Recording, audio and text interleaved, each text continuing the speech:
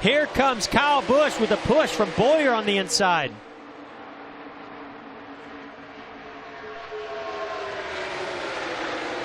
Oh, no, Benedetto! And everybody! Good. Oh, no. Are you kidding me? This is big. Wow. But it.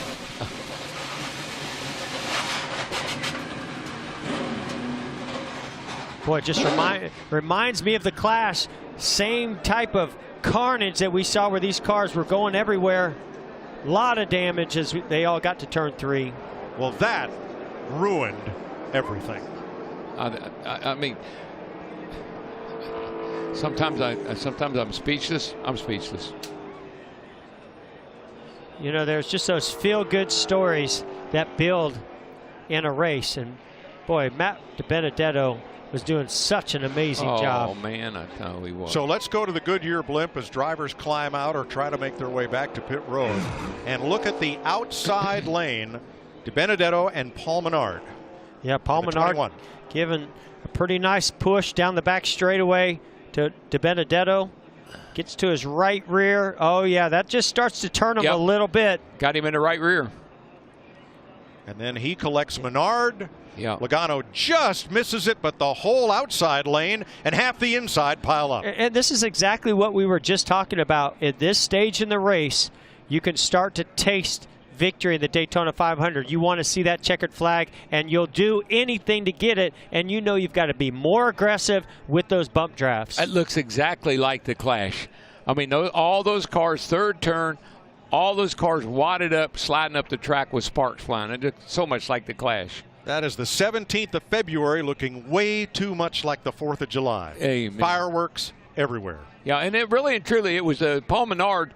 He gave DiBenedetto a little shove, but it was on the outside, on the right side, and that just turned DiBenedetto into the outside wall, and then it was on from there. And a different situation than we saw in the Clash between Menard and with Jimmy Johnson, but it was a similar thing when we heard the spotter on the 21 Menard say, well, he zigged and we zagged.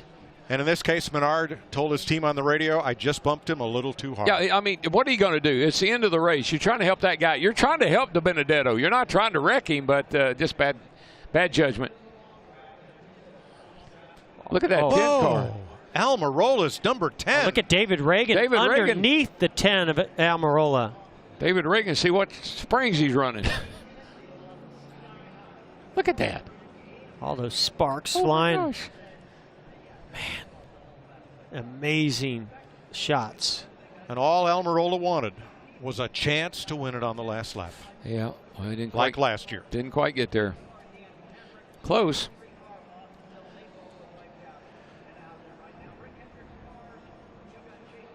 And I got to believe our two leaders right now, Kyle Busch and Denny Hamlin, were really wanting and hoping to have another Toyota there and DiBenedetto to help them pull off this victory today. Going to be a little bit tougher for them to hold off those Fords, and some Chevys are moving up also. Amazing camera work by our Fox Sports crew. You're riding with Joey Logano.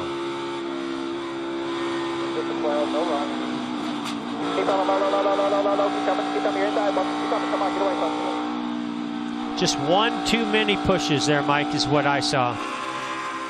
Kyle Larson. Check up. Nothing behind us. Nothing behind us. Okay, lock it down. Come right back to the top. Keep it rolling. Come to the top.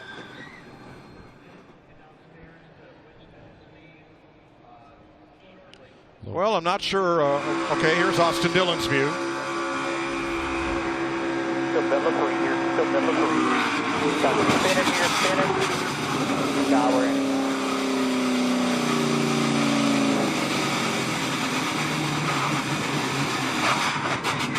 Ouch. Martin Truex. Ooh.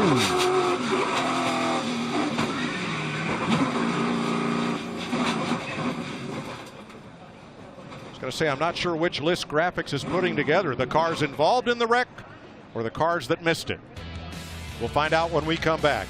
Huge pileup near the end of the Daytona 500.